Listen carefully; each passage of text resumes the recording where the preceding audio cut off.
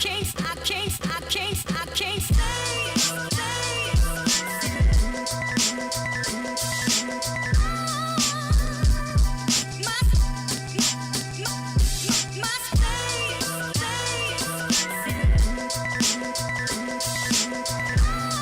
you've gone through like a whole bunch of these processes in terms of setting up and stuff. Yeah. It's long. Yeah, tell me about it. The worst one is when they do lighting. Was the lighting the worst? Serious? Yeah. How come? Just, alright, cool, yeah. Then check on the camera. Nah, there's a beam over there. Move it this way, that way. Oh, but that's because obviously in the field that you're doing, you're working with actual professionals that know what they're doing. But when you're working with a novice like me, it's slightly different than that. I'm just here tweaking and turning things like left, right, center, trying to figure it out. But in terms of like when you're doing interviews and stuff, what's the process you go through? So like, let's say you got a big artist that you're going to interview now, or someone you're going to see. Like, what's your mindset? What's the process that you go through before the interview? I just think to myself, how can I make it unique? I always try to do interviews where if I see the person 2-3 months later, they'll stop and be like, that guy. Yeah, I remember you. Have that kind of rapport where they say, you know what, I come to London, that was the best interview. So it's making it memorable. Yeah, making it memorable, making it unique, so that any other outlet will pick it up. Oh, for real? Yeah, and put it out there and be like, okay, you know what, check out this interview, it was sick, or there's something unique. Because you find a lot of them, they come, when they're doing press runs, they're tired, or they're bored. I can imagine. Someone comes to their hotel, or they sit in the studio, there's no uniqueness to it, so always try to have that unique touch where they see and I'm sure you can. The thing is, one thing I noticed with watching interviews in particular, like sometimes you see that the artist is not really engaged, like they're drained, as you're saying, so you can tell that they've been through about 10 different interviews throughout the day. So if you're not grasping them as an interview, there's no way they're going to remember you, there's no way that the interview between you and the individual is going to be memorable anyway. And it's repetitive, like, tell us about your album, okay, how you find in the UK, okay, you've got a song with so and so. So they're human beings as well. They want some excitement. That's or true. They like it when you tell them stuff like, I remember when you first came into the scene 1993, you done like a little club appearance and thing. I was there. I remember seeing you. They're like, really? Yeah. It's having a genuine rapport with them. Try to connect with them and go a bit above and beyond. Or sometimes even if you find out they like something like cigars or like a particular kind of thing, drink, you just bring it for them. Just to build that relation. So whenever they're in London or they're around, you can always say, remember me? And then they say, come. Yeah, it clicks. So that's down to you as an interviewer to like do your research, to know that you know genuine stuff about the artist beforehand as well. 100%. I mean, the reason why I'm asking you this, and the reason why probably the listeners are thinking, why am I asking you about like interviews and stuff? Because I'm speaking to Mansour right now. What would you classify yourself as? A host or a presenter? I'll say presenter. Sick. Presenter. I wouldn't say entertainer. Presenter. Why not entertainer though? Nah. You've done a few entertaining stuff though. I've watched a few of your clips. There was one I think you was dressed in like African gear. You were running around on the street interviewing random white people, like putting on them hilariously. Madness, I tell you. Some of the things I look back and I think to myself, what was I taking them times? But presenter. I'd say presenter. Okay, sick. So what in the early stages, as you say, like what was he taking? Like, is there a case where you're trying to find your own identity in terms of like the work that you do? And, you know, it was. I like to do funny things, but I'm not a clown. And I find that when you look at social media now, everybody does things just to be funny or to trend for that moment. So for me, I wanted to be funny, but I wanted to be funny where there's like a method to the madness, should I say, rather than he's just funny, he just goes up to people. So when I first started, people used to say, why don't you take a camera, go to Stratford Westfield and do what other people are doing and ask them like, how many girls have you beat, or name the skit. I think a lot of the young kids were doing it at the time, and all that kind of thing, and like that will make you grow and that will put you out there. I was like, nah, there has to be a kind of like method to it. So even 100%. With the thing where you saw me dressed up in the African attire and I was talking to the white people, it was like a conservative party function. So it was a political thing? Yeah, so it was a conservative party function. So I went talking about shipping immigrants out. So they have their agenda. So I said, like, let me go and take the piss out of them. So I took the whole storyline of The Lion King. Sick. So I went there and I said to them, so basically I made up a fake African country and I said, Theresa May spoke about it. You might know me, I'm Simba, I'm Uncle Scar. Has kicked me out of the country. And him and his hyenas, the rebel hyena, they call them the hyenas. And have you heard about it? And they're like, yeah, we stand with you guys. And you know, the Conservative Party. It just shows you how naive people are. Exactly. Like, they think they got views and have an understanding of something. When you actually put it to them in an intellectual slight way, like they get hella confused and they can actually sell them anything. All of them were like, we've heard about it, it's disgusting, Yeah. and the Conservative Party stand with you guys, and we're definitely going to try our best to help you. So for me it was funny, but at the same time there was a bit of, there was an agenda to it. There was an agenda to it. Yeah. I didn't just go there and just say, can you tell me this, that, another? So so that was funny, man. Like, I recommend people watch that clip. What was your early stages into presenting though? Like, what was it that got you into it in the first place, and how was the entry like for you?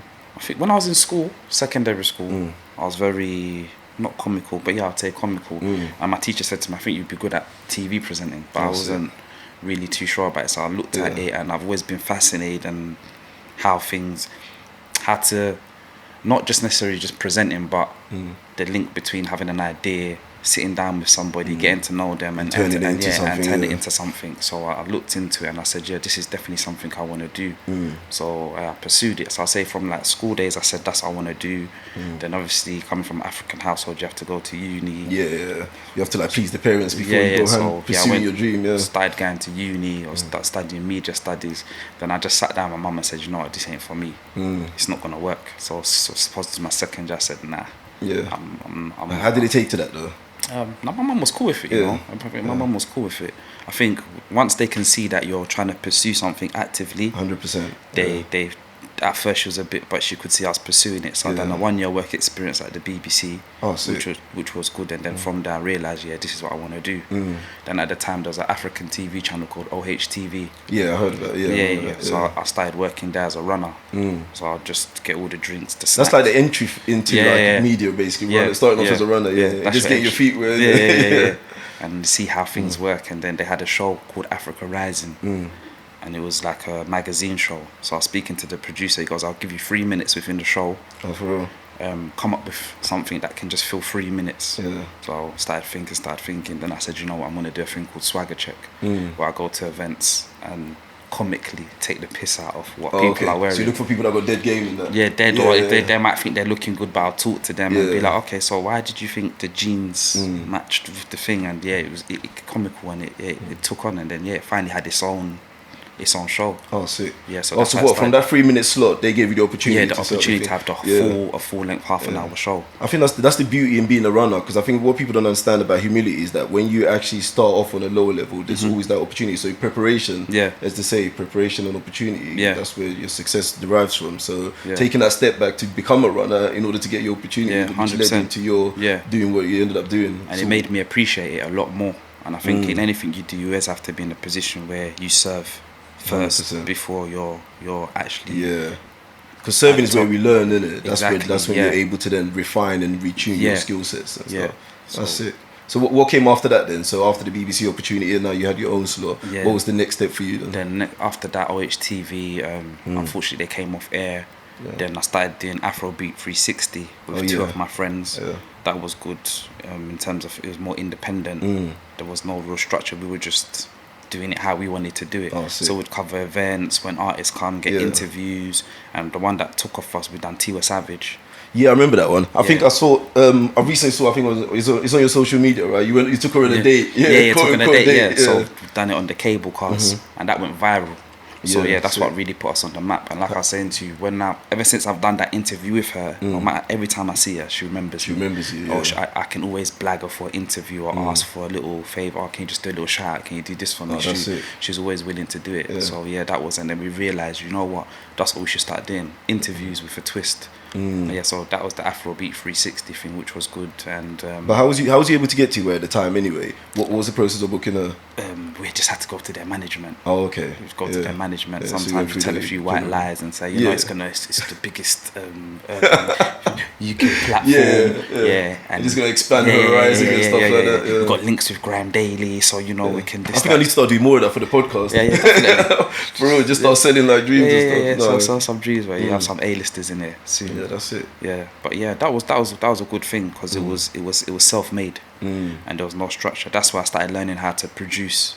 Oh, okay. Yes, I think after presenting, that's going to be my next step, production. So the production is the putting together of the whole thing from start to finish. Or making TV shows or small documentaries or just reality TV kind of thing. So that's the next venture. Oh, sick. Do you know one thing? So it's like I think the way you started off was the original way, when you went through like a big house and you honed and learned your skill. But what do you think about the revolution of the internet and it completely changing the game? So, for instance, me, I have no background in broadcasting, but I have an interest and I have a skill set in terms of communicating with people. Yeah. So I'm able to now get my own equipment, set up, and put my content out there. Yeah. Do you know what I mean? It's completely changed the whole game. Yeah. So nowadays you got presenters who weren't like trained through the original school of presenting. Yeah. You've got journalists who just set up their own journalism school in their own bedrooms. Like, how has that benefited you, or has it benefited you? It's benefited. I think overall, with media, no one can really tell you're qualified. 100%. Or say that you ain't got enough experience to do A, B, and C. So like I said, I went through the traditional way, but like everyone says, that was the way to get into a media house at the time, where I couldn't come and say to people, oh, you know what, I've got a YouTube channel, I've got a podcast, check it out. And so I'm looking and say, oh, there's actually some potential there. So I think it's definitely good, and it gives you access to connect with people a lot faster. 100%. Yeah, so I think it is 50-50, and I think it just depends on how you use the platform. Some people can use it for good, like the way you're doing something positive. You're not trying to, just I say there's a podcast revolution. Now everyone wants to do a podcast now, and it's becoming the new social media, most definitely. Yeah. So before you say, oh, go and check out my Instagram page, now it's like, go and check out my podcast, because everyone has something to say, or everyone has an interest that they like to talk about. Everyone just likes to go in there and just talk rubbish. So exactly, it's becoming one of those things now. It's like, instead of checking out my Instagram, it's like, go and check out my podcast. Yeah, definitely. So as long as it's filtered and you can, you're delivering something that's like timeless, like some of the things I've seen on your stuff, I think even in 2 years time it'll still be relevant. It's creating timeless content. So I think it's good that the whole social media internet wave, it allows people to be seen and to be heard a lot faster. Most definitely. I think my reasoning particularly for starting the podcast was that I had loads of interest, like in various things, from politics to the sciences to the religion, and just like general discourse and ideas.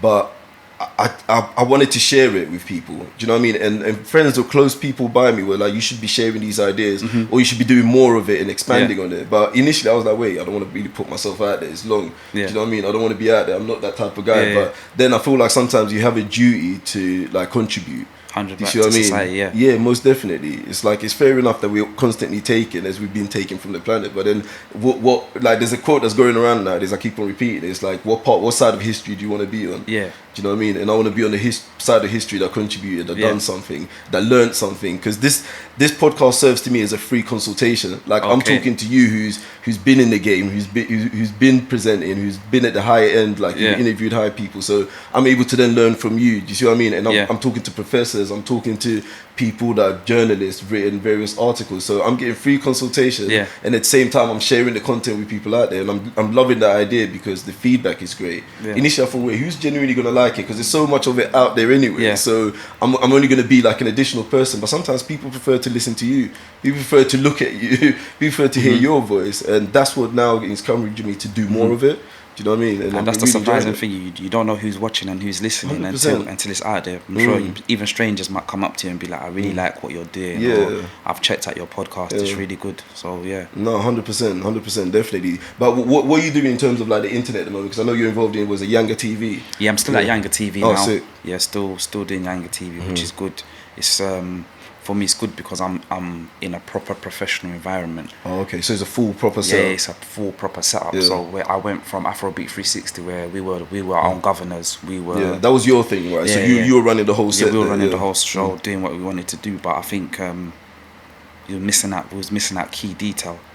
So before, when I used to do an interview, my thing was, okay, cool, you get a cameraman, you turn up, and you do the interview. Now I'm at Yanga, I'm understanding, okay, no, you have to do a treatment on how you're going to do an interview, location, you have to do like a recce. And okay, so what's going to happen? Okay, in 10 minutes after that, we walk through the door, we sit down. Is that detailed is? Yes, that's how detailed it is. And you give it to a producer, the producer looks at it. And before, when I first started, I used to think, this is so long. But now I'm understanding that, it's required. Yeah, it's required to things. So for me, it's a whole new setup, and it's a proper, professional setup. So and do you feel that he has a more of an impact in terms of the end product as well, running it through that definitely it's quality, it's gloss. I can go to like my show reel, when I look at my show, because I try to update my show reel every 6 months. When I'm looking at my show reel now, it's TV standard quality in regards to, I can go to the BBC with that show reel and show them For sure, yeah. No, definitely. There's a big difference because obviously you came through here. You guys came here on time, and like I did not have that professionalism in terms of like the setup, the processes, the sticking to the time. I even forced you to watch like half an hour of an Arsenal game. Before, I like that though. Before we started recording, I was even gonna say like, let's watch the game. Let's finish the game first before we start. And I think that's the weird part of like maybe because I've never been in that environment. So my thing is like, okay, I'm inviting people into my house and we're having conversations. Do you know what I mean? And everything is rolling organically. So maybe, and remember we're discussing this before as well about me needing to work more on the marketing side of like the podcast, because I don't know that side of the business.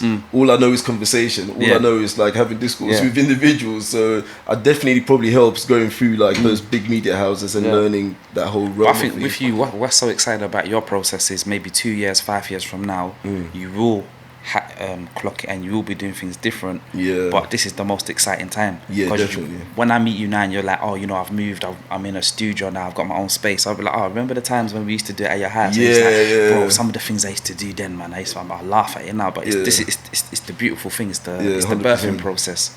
So when I look at like when I first started, and I'd go to interviews, no trim. Like no trim. I'm just being yourself. I'm being myself. I'm just I'm ready. No etiquette. No like not knowing when to like let the person talk or just like. And I remember for the first, I used to struggle all the time. The cameraman used to be like, keep your eyes in the lens. So I'll be like, and I'll be looking off camera. If a bird walks past, I'll look at the distracted. But when I look back at it now, I laugh. But I think it's part of the beauty. No, definitely. It's part of the beauty. And in all of that, the key thing is to start. Like if you do have any type of vision like that to get stuff done, is the key is just start. Just start. Because my thing initially was like the fit. Because after I recorded my first episode, my fear was like putting it out there.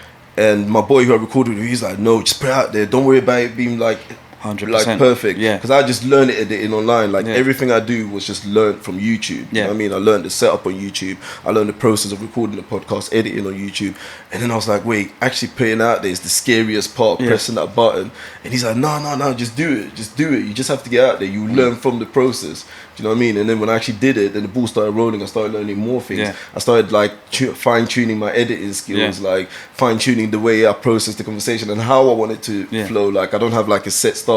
As you know, I just put on the mic, boom, boom, boom, and then now we're off. Do you know what I mean? And I'm sure I'm going to look back at it, as you said, one day and be like, oh, okay. Here's where it started off and here's where it is now. And credit to you because you're a one-man army. There's some people, they're just saying, you know, I want to do the podcast thing, but I just want to talk. You've done the sound, you've done the lighting, you've done the editing, everything is all you, one-man army. So there's people that are doing podcasts and they've like got 6 people doing all the roles that you're doing. So it's good skills. How was it like you? How was it for you like initially when you first started? Was it like just you and another individual, just you by yourself running the train? The presenting. It was just me. Like I said, I was very off the cuff with it. When I first started, I had no professionalism at all, but I just wanted to do it. So I just thought to myself, let me just start. And it makes you realize there's some people that are not as qualified as you, but they're doing it.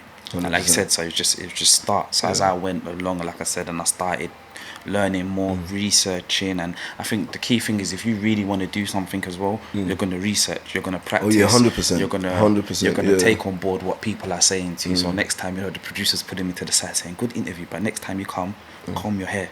Oh, is it? Little things, little details like that. Comb your hair. Put on a shirt next time. The small little things like that. Put on a shirt, and when you're talking, just pace yourself a bit more. Just start reading more books. So your pronunciation, you're very low when you speak. So you need to. So it's just small things like that. But it was. But I knew I wanted to do it. So I was always looking at other people, watching the interviews that I'd done, thinking, okay, that was alright. Because before I never used to watch my interviews at all. For real. Even now, I hate seeing myself. My voice. I hate seeing myself. And I feel it's so cringe for me. But I really have to do it just to improve. And with time as well, like you get used to it. Do you know what I mean?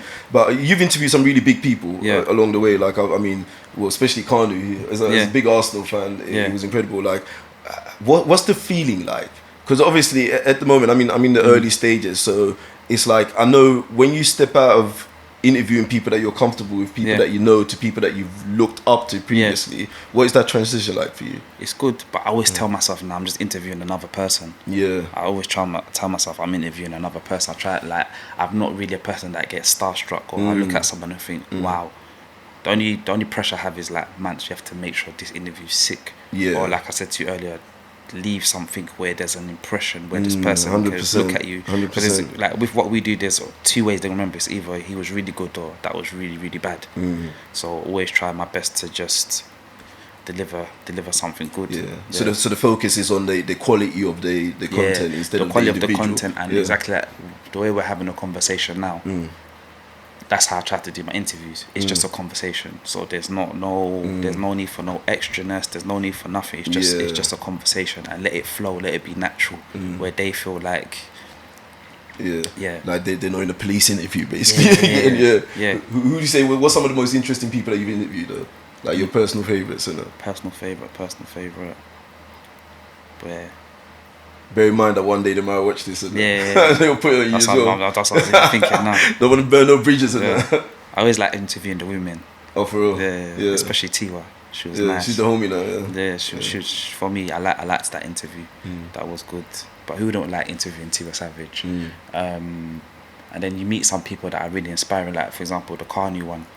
I never knew so much about his life and what he had been through personally, and then obviously he's telling about the Heart Foundation, how many operations is paid for, and stuff like that. And then you meet some people where you forget, okay, I see you on TV, you're an artist, or you know, you might be an actor or whatever, I see you on TV, so that's the perception that I have of you. But when you're actually speaking with someone and they're saying to you, you know what, for 3 months I had to sleep in a car, and then my friend died, and then this happened, you find a new respect for them. 100%. Yeah, so as much as I'm doing an interview, I'm also learning about the person as well. Yeah, I think that's the weird part, because when you're watching someone on TV, for instance, and they might be a footballer or someone of inspiration, you assume that that's their whole lifestyle, like, or that's their whole lifespan, that there was nothing else before that. So when you're learning more about them, it builds that level of empathy and connection, which is sick. No, that's crazy. In terms of like getting into like the industry, what would you say were some of the hardships that you had to overcome? You see, me, if I have a phrase for me, my phrase is always delay is not denial. So repeat that. Delay is not denial. Oh, okay. So you might be delayed in getting to the thing, but doesn't mean you're denied of it. It just takes time. It's a whole process. So for me, there's been times I've been frustrated. Like when we was doing the Afrobeat 360 thing, that's something that's self-funded. So you know, we have to pay for the cameraman. We had to pay for material. We had to sort things out and do certain things. So sometimes you have like a great idea, and then you're like, there's no budget for it. And then before I was doing the Younger thing, I was working. So I was working in Harrods at the time, but I was still doing the Afrobeat 360. So that was really frustrating. There's times I'd ask myself, right, is this presenting thing really going to take off for you? You start doubting yourself. Doubting yourself. Then people are asking, what are you up to nowadays? I haven't really seen you do no interview. You're still doing presenting. And you know, it's just the frustration. It builds up, and you're thinking to yourself, you know, it's finished for me. But what gets you through that self-doubt though? Because the mind is like probably one of your worst enemies. Because I get that as well sometimes. It's like, and the issue that I had is obviously I was getting over ahead of myself, because I had just started. I've literally just started. I've only got 20 episodes out. But after a few episodes, I was like, oh, where's the subscribers? Where's the listening time? But then I had to reel myself in and be like, yo, hold on, you just started. Do you know what I mean? You're nowhere near these guys who you're comparing yourself to. You're comparing yourself to people that got thousands of videos out when you've only got 3 or 4 videos out. Like there's process to this. You got to pay your dues in order to get to a certain stage. But like what I started focusing on to keep me going was the process. So like the actually genuinely enjoying the conversations I'm having with people and learning, because I'm not really doing them a service if I'm having a conversation with you, but then I'm focusing on something else which is irrelevant to that conversation. I'm focusing on the metrics instead of the dialogue with the person. So when I started focusing on the dialogue with the person, I'm like, right, okay, I'm getting something out of this. Do you know what I mean? There's a process to this, and now I can forget about the other stuff, and that can handle itself eventually. So that's what's getting me through the sort of like this early stage of anguish. Because with the good thing with you, because you're starting, it's all part of the process. So obviously, like the little things, the hardest thing I struggled, because I was doing it before, and it went. There was just a period where it just slowed down. Nothing was happening.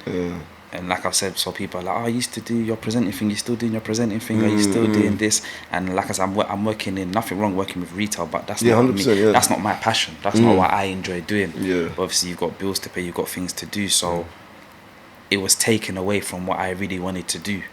So when the Younger thing came through, and it's so funny how I even started at Younger is, I met the person through Harrods. Oh, for real? Yeah, so it was a customer that always used to come, because I used to work in like the where people leave their bags. So if you're doing a lot of shopping, you want to leave your bags there. Like a lot of the high-end clients go there. So he's a customer that used to come all the time. Nigerian man, about hi. We'll talk a little Nigerian bit. Man in Harrods and yeah, splashing the cash. Splashing and balling. Yeah. So I'd have small conversations, and then one day we started talking, and he goes, yeah, that's what I do. I'm into media. I build cinemas in for real? in Lagos and around Africa. I'm into distribution. I do this, I do that, I do this. And he goes, actually, we're actually going to be launching a channel in the UK. So what does he do? So for me, it was like, wow, look at God's house too. I said, that's what I do. I do presenting this, that, and other. And obviously, like a typical guy is like, send me 5 of your links, your best links, and send me a bio about yourself. This is my email address. I want it within half an hour. Serious? So I sent it to him. I didn't hear nothing, and then I think maybe about 2 months after that, someone emailed me and said, in regards to us launching this, could you please come for a thing? But then you had the catalogue as well, which was the most important part. You had the catalogue to send to him. If you didn't have that, then it would have been different. It happened. So like, I'll go back to what I was saying about delays, not denial. Sometimes things ain't really working out the way you want them to, but I think it's the consistency. No, it's definitely. That's sick. And it's actually amazing what you just said in terms of like having that conversation with that guy and the opportunity deriving from that, because since I've been doing the podcast, I've realized a lot about people that are doing their own thing and getting opportunities. A lot of it came from speaking out. A lot of opportunities came from speaking out and like being open about what you do. Like, there's a story that I've told several times. It was about a gentleman who had he had borrowed loads of money from friends and family, like nearly $250,000 for investment, and the investment was going downhill. And he just couldn't see no way out of it. He was like, wow, like this, I'm in deep trouble. Everyone's after me for their money. I've invested their money into a business which was failing. But he was told by someone that the key to success sometimes is connecting with people and just communicating out what you do. So now I've learned the art of, like, whenever I'm speaking to someone, I'm like, I've got a podcast. I don't know who I'm talking to. And I don't know what can derive from that. So through him having conversation, he was at a pub one day, and he was telling the individual that he owned a particular business which can deliver certain products. And the guy was like, okay, cool, whatever, I'll take your card. 8 months down the line, he gets a phone call, and the guy connected him with like a media house, and he ended up shooting like a 10-part documentary based on his business, which brought him in the following year £15 million worth of orders. Do you know what I mean? And this came from someone, just a conversation, and opening up about what you do. Because sometimes we hold our ideas so dear to us, thinking, like, I can't be sharing this with anyone because someone might steal it. When really and truly, no one's gonna steal your business. Because it's your business, it's your idea. You got the passion for it. Most people can't really be bothered because they're bothering about their own stuff. And then number 2, you don't know who you're speaking to. You know what I mean? You don't know who can potentially be offering the opportunity like your one. So it's actually interesting that whenever I hear stories of like little breakthroughs for people, it always comes from conversation. So it's one thing that I'm pushing out heavily. I'm like on telling people what I do. Do you know what I mean? I'm on sharing my ideas. I'm on listening to their ideas. Because you never know, it could just connect. It can just click. 100%. It's proper sick, man. And it's definitely the way forward. There's one man, he used to say, even though he can't afford it, he makes sure every time he flies first class. He said even though he can't afford it, he said he does that. And someone's like, why are you wasting your mind? And he goes, the conversation you have and the people that you meet in the first class and in the lounge, automatically, because I'm there, they think I'm of importance. So it's already skimming out the having to, hi, my name is this automatically when we're talking, they think I'm of importance. And he goes, the business cards and the connects he's got, he said it's all from flying. For real, it's all through flying. That's it. Because I know someone who does that with their gym. Like they always said like they'll never go to like a standard gym. They go to a particular type of gym and sauna because of the individuals they meet. This person is in banking and he's always making his connections in the gym. And I get it now. It's an investment into his himself and potential like business connections that he might make and networks and stuff. So it definitely does make a lot of sense doing that. Oh, that's sick. So what would you classify as like your biggest success to date? Like, what's the job that you done and you're like, okay, like, I've arrived, or I felt that this job went really well? Like, what would you say that was? What would I say? I'm sure you got a couple of highlight reels, but, like, what was that one particular job that you done and you thought, like, this is the one? Or like an opportunity? What was a good one? Because you've done a couple of big interviews recently as well. Yeah, I've done some big ones. There's 2, I think. It's not aired yet, but funny enough, I'm not even presenting in this. It's a show. It's called Kings and Queens. Okay. I don't know if you see a thing called Black Love. It's on the Oprah Winfrey network. Yeah. So I copied that kind of thing, but I was talking to influential people within the community, the black community, black African community, and they're talking about how they first met. They're married couples, some married and some engaged. Oh, sick. And some are like newlyweds, so they're just talking about, you know, how they met, their relationship, how they fell in love, advice to people that want to get married, how you knew this was your partner. So making that, it was a struggle, but it's done. It's gonna air. What was it about that in particular that you felt was like a great that was my move? first time to actually have my producing hat on. So usually I'm in front of the camera, I'm presenting, and it wasn't about me. So having to do my research, get the couples, and like it's exactly what you were talking about. You know, having to set up the lighting, sitting with the sitting with a cameraman and saying, okay, cool, I like that. Sitting in the edit room and saying, okay, take that. It makes you realize, wow. Okay, I just turn up and I just hold a mic and talk to people, but behind the scenes making there's a lot going on. Making a thing. And then more recently, Basket Mouth. He's a comedian. I met him in Dubai for the One Africa Music Fest, and he said, "I'm coming to London. I'm going to do a show at the Indigo. I'd like you to be the person that does the presenting." Oh, sick. So we done the presenting. You presenting that? Then he saw your work when you were out there. Oh, okay. So I interviewed him. Oh, okay. So when I interviewed him, he goes, this is a good interview, like the whole rapport and everything, you know what you're talking about and everything. So when I come to London, host my show, you speak to people in the crowd as they're lining up, then you come inside, interview me, interview the warm-up acts, and, you know, speak to a few people. So we done that. So I found out, I think like 2 weeks ago, that the actual special is going to be put on Netflix. No way. Yeah. So that's it. Yeah, so that's one of the. So that's going to be on your CV now as well, Netflix. Yeah, Netflix. Yeah. So that's a big move, man. Yeah, so I can just tell people, I'm on Netflix. I'm on Netflix. I think that's the ultimate now. My price has gone up. Do you know what I mean? The price has gone up now, and that's sick, man. That's a sick move. And you done Afro Nations as well recently. Yeah, Afro Nation. Yeah. Yeah. What was you doing out there? Afro Nation was I was going to do presenting as well. Oh, okay. And just do. Was that for your own thing? Yeah, no, that was for Yanga. Oh, for Yanga. That was for Yanga TV, and just try and build a connection with the people that were putting on the event, and try and see if I can, you know, like you said, like we were talking about earlier, it's all about relationships, and like you said, talking, and meeting the right people. Yeah. So I think it was very good for me to go out there and, you know. And it's a big move for like the African community in general in African music, because like African music is ridiculous now. Like it's huge, it's global. So managing to put together like a festival like that and it being successful as it was, from what I've seen, because I missed it. I'm pissed about that, but I'll catch it when I go Ghana. But yeah, definitely, like it's a big move for us, and it's creating loads of opportunities, not just for the music industry, but everything else that comes with like the whole media aspect of things as well. It's crazy now. Being African now is so cool. 100%. It's so cool. Like 100%. When we were growing up, sometimes you even lie. You even lie. So now I'm Caribbean. But I was even saying to Benga on the way here, like Africa right now, in terms of money, that's where it's at now. It's like Africa right now is a brand. Like it's a rich brand right now. So you can tap into it. 100%. Yeah, everyone's invested in Africa. It's strange because when I was younger and like that whole idea of going back to Africa on holiday was dead to me. It's like, I'm not really on it. I'd rather go like Malia with the boys and whatever. But now it's like the first thing that comes to my mind. I want to go Ghana. I want to go Nigeria. Do you know what I mean? It's like it feels more as home now. 100%. I don't know what changed, but there was a big acceptance when the music started taking off for me personally. Because then other cultures started delving into it and wanting to be a part of it. And now the whole UK has their whole Afro swing, which is all deriving from like African and Caribbean music and so forth. So music's definitely helped in terms of like pushing the continent as a popular place to be from. Even Ghana last year, I saw a lot of Americans.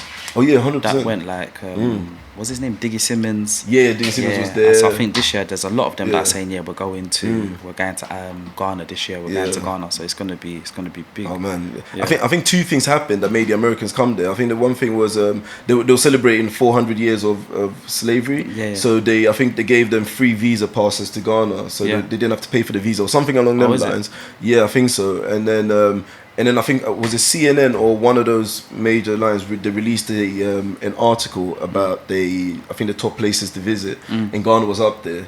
So everyone was like, wow, Africa is one of the top places to visit now. 100%. So everyone just kind of flocked to it as their haven for Africa or wherever. Like, but it's becoming a bit wild now. It's becoming more like Miami. Do you know what I mean? They need to give us back our natural Africa. So when I go Ghana, I tend to kind of deviate from the big cities. I go in there here and there, but then like I travel outside. I see all the other regions and all the other parts because there's so much riches and beauty to see and scenery to see in Africa more than just. I saw an interview with Burna Boy and he was like, oh, when he goes to Ghana, that's when he's most at peace. Oh, for real? And he said when he's at Labadi Beach, he said there's a section where he says, I think that's where heaven is. Oh, for real? Yeah, it's funny. Yeah. So heaven's in Labadi Beach. Labadi Beach is cool though. Yeah, that's what it's saying. Yeah, a lot of people love Ghana, man. You got any work coming up in Africa though? Yeah, I go to Nigeria quite a lot. Oh, okay. Because of the background of the channel, do some work out there. I've actually been to Ghana as well. Yeah. Oh, it's younger. Is it Nigerian? It's a Nigerian. It's owned by Nigerian, but it's a African TV channel. And it's I've read in the bio that it's about African diaspora and the experience, right? Yeah. What do you think is like the important part of the diaspora in terms of like us and the culture and maintaining the culture? Like, what do you think? What part do we have to play in that? I think like stuff that you're doing as well. That's just representing it, and I think it's just generally. There's no way you can actually say I'm representing the culture. I just think you day to day, how you live, what you do, the events you put on, how you represent yourself, how you represent your culture, doing what you do. It's a representation. 100%. Yeah. So I'll be like, oh, who does that who does that podcast? Oh, it's him. Oh, where's he from? Oh, he's African. Okay, cool. It's representing and pushing out there, and it's positive. So I think in everything we do, people automatically, oh, he's a presenter. Okay, man, where's he from? Oh, okay, he's half Zambian. Oh, okay, he's African. Okay, cool. So we're always promoting it 100%. With what we do. Always promoting it. We're promoting it by the way we carry ourselves. Whether it's negative or positive, we're always promoting it. You always see, even if it's something negative, you see in the headlines, black or of African descent. Yeah, of African descent. Yeah. So it's always something that we're constantly promoting, even when we don't know it. No, that's sick. What you got coming up though? What's some of the work that you got coming up for the remainder of the year? What's coming up? So we're doing I do a show called Turn Up. Okay. It's like a music show with 3 other presenters. So we're filming that right now. Sick. Yeah. So.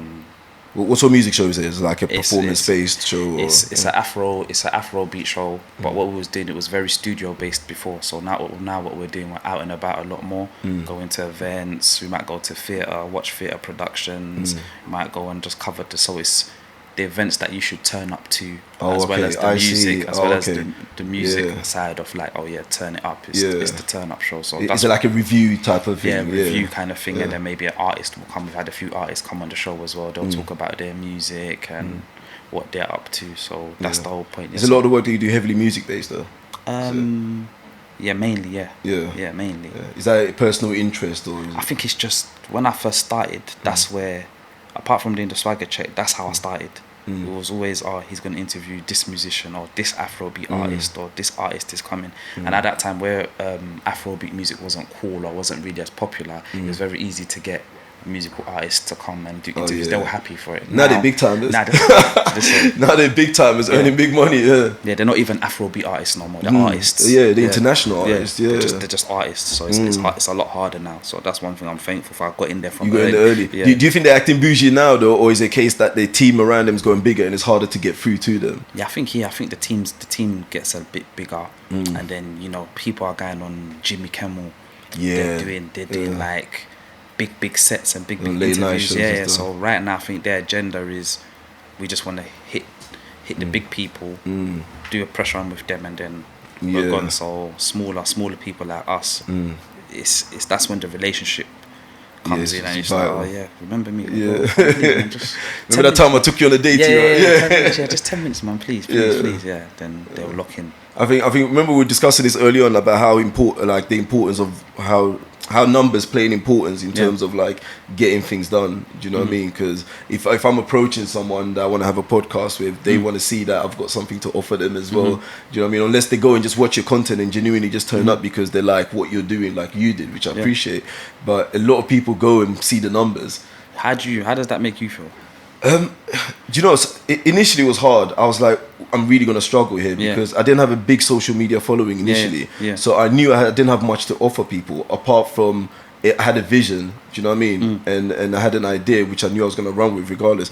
And it puts you down sometimes because you're like, oh, there's a particular person who I want to have a conversation with. I want to understand their mindset, but because they might be on such a high trajectory right now, like they're only turning up on the big channels, how am I supposed to reach these dudes? They're most likely not even going to read my message because if it comes from me, what their individual or what their assistant or their whatever might do is check my numbers and be like, okay, he's only got a couple of hundred. Yeah. Like, it's not going to do nothing for us because everything is becoming like an exchange now. Is it still something you look at now, or is it something you're over it now? I'm over it now. Yeah, you want to just serve the purpose. I just want to serve the purpose. I'm over it now. Do you know what I mean? I'm over it. 20 videos in now, I'm starting to really enjoy it, as I mentioned before. So I'm kind of getting over that now. And I feel like the people who watch my content, and now that I've got more content for them to view, once they do watch it, they appreciate it. You know what I mean? They can sense a sense of genuineness coming out of it, and they're like, okay, cool. Like, he might not have much to offer me, but I can see something developing from it. So I'm gonna respond to the email. Like, I've had a few responses from some big guys per se, quote unquote, but it's just like, oh yeah, will holler back at me in September, or call me back in 6 months because I'm busy filming for CNN or whatever. And I'm like, okay, cool, I get it. At least they've responded now. Whilst before, when I had like 2 subscribers and no content, they wouldn't respond at all because okay, what am I going there for? What's your whole podcast about? Like, they don't understand I'm trying to put out like informative educational stuff or whatever. So I was only approaching them with messages, like no content, no visual stuff, nothing for them to see. How do you select your guests? Or like, what kind of guests do you? So I used to consume a lot of content. Like, I consume a lot of content from like all the various fields, like sciences, businesses, like politics and everything. So there's a lot of people that I used to follow. Do you know what I mean? And I try and hit them up now. But in general, I search for people with stories. Like, I search for anyone with a story. I think everyone's story is worthwhile, and I think everyone has an amazing story. Because sometimes we only presume that the people that have good stories to tell are the ones that are at the higher end. But for all you know, their story might be dead compared to yours, because their story might just have been here. They didn't get to experience this because they were deemed precious from a young stage, so they were taken up here straight away. So they weren't able to experience the rest of the stuff that we did. Do you know what I mean? So I realized that everyone's got a story. So if I see someone that's doing something and I can see that they're doing something like yourself, then I know immediately that they've got a story. And with social media right now, when you're scanning through social media, you come across people that are putting out content, you come across people that are talking about stuff, you come across people that have got skill sets. So I'm able to sift through that and then try and like contact those individuals. Do you know what I mean? So I look for people with stories, and out of their stories I try and learn something and share what I'm learning with my audience. So that's the process of selection. It's just skimming through social media and word of mouth as well. Now it's helping me greatly because people know what I'm doing, and through my content, those that watch my videos, they know the type of stuff I like engaging with. So through that, they'll be like, oh yeah, my boy does so and so. Do you know what I mean? Or my boy does this and that. Or I got a friend, she's amazing, she does so and so. So like, hit her up. So that's helping me now a lot. And then when I go and check out their content, if it's in line, then I'll holler at them. And to be honest with you as well, I don't really filter through people too much. I don't mind what people have to say, whether it's contradicted to what I believe in, as long as they have something to say, which we can get some value from. So would you ever get them mad personalities out there on your podcast? I would, but I wouldn't invite them to my yard. I wouldn't invite secret location. Secret location before they burn down the house and that. Do you know what? I think, okay, if I was to get a mad character on here, someone who's completely way out there, like, it has to be me having a conversation, trying to understand their mindset in order to help other people either avoid it or get a deeper understanding as to why the person is having those issues. Would you get someone on knowing they can get you, let's say you knew this person comes on your show, they can get you 50,000 views? I wouldn't do it solely for the views. You wouldn't? Not solely for the views, no, I wouldn't. No, because I would have to have a purpose. So what I do is, whenever I get recommended someone, or whenever I like someone, or I've been watching someone's content, I'll break it down, I'll dissect it and see where I can get value out of this and where people can get value from the conversation as well. If I think the person just coming on to rant and rave or just say something radical randomly just because we want views, then I wouldn't. Do you know what I mean? If I think I can't engage the person, I'm not going to, just for the sake of it, because I feel like it goes against everything I believe in. Even though I'm willing to get people on that are radical, but it has to be someone who I think we can engage in a conversation. Definitely, because or else, like, if you don't stand for something, or if you don't have a set goal or purpose that you're aiming for, then what's the point? You're just going with the wind. I'm not here to go with the wind. You know what I mean? So that's definitely. I wouldn't do it for the views, but if I can do it for the views and also get something out of it, why then not? 100% I would do it. Do you know what I mean? Like, would you get someone like mad random on? Nah, I can't stand that kind of stuff. Yeah, it's too much. I think it's so. It's so overpopulated now where everyone's just doing something. Or like you said, you're listening to pod show, you're seeing people, and you're just thinking, you're just doing it to be famous, or you're just chasing, as they say, the clout chasers. 100%. Yeah. That's one of the key things as well when it comes to like my podcast. I try to keep it as organic as possible. Like there's no dress up, there's no makeup. You know what I mean? Like it's just real. It's just real. Yeah. We get on the mic, we talk, whatever comes out of it. Yeah. Like we've been talking now for nearly an hour, and I've already feel like I've learned something, or I'm getting a sense of who you are in your journey. And if someone else is going through that journey, they might pick one or two lessons out of it, which is the aim of the podcast. No, definitely. Do you know what I mean? It's not just for us to come on here just to say something random like, we hate all these people, boom, and then now all of a sudden you're on all of the what's all those pages and that UK gossip and you're on pages, all of the gossip pages, all of the tea pages and stuff, and all of a sudden it blows up because obviously people engage with negativity. Like if you want high engagement, you have to push negativity. That's how Facebook got big. Do you know what I mean? Like Facebook actively, the algorithm picks out negative stuff and it pushes onto us. Like right now, if a black man gets shot, even though 10 white people are being shot in the same hour, they know that black people are going to get enraged by that. So they're going to push on all of us. Boom, boom, boom, boom, boom. Then all of us will start engaging with it, and then their figures go up, and then our emotions get controlled. Do you know what I mean? That's how the game works. Wow. You know what I mean? It's just how it's the like nature of the beast and the algorithm. But sometimes like you have to be a man or a woman of purpose and just 100%, stand for something. Definitely. You know what I mean? But a word of advice, which I would like you to give anyone aspiring to get into the industry. What would you say to like a young person aspiring to want to get into presenting or the media world? And you have to, first things first, you have to ask yourself, are you in it for the long run? If you want to be famous and you want to do it for, like I said, the clout, you might as well just go Love Island.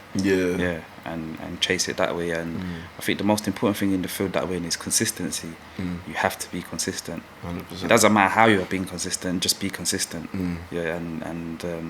Just start, really. Just start. You'll learn as you go along. And that's the beautiful thing about media. No one can tell you're qualified. You don't have to have a particular degree or anything. You've got YouTube, you've got the internet. So just get yourself seen and heard and learn. Don't worry too much about being perfect. Just get out there and be consistent. No, that's amazing. Do you know, whenever you say that, the moment you said like the just start part, it hit me because everyone I speak to that's actively done something, that's one of the key things that they always give as one of the lessons for anyone else wanting to get into the industries is just to get started. Just start. Because people sit on ideas forever. You know what I mean? I sat on a podcast forever because I was scared to press the button. But the moment you press the button and get the ball rolling, do you know what I mean? It keeps ticking over. And I used to before when I got into presenting early, I'd watch people and be like, that person's not even good. I can do better than them. But at the same time, you realise, but they're doing it though. I'm in a position where I'm watching someone that's not, I feel I'm better than. But they're doing it. That's it. So really and truly, it's on me. So why are you not there? Why are you not doing it? You're just waiting for the perfect time, or there'll always be, I'm waiting for this to happen. When this happens, then I'm gonna do it, and I'm just gonna do this. I'm gonna get that. But no, just go and do it. Just start. No, that's it.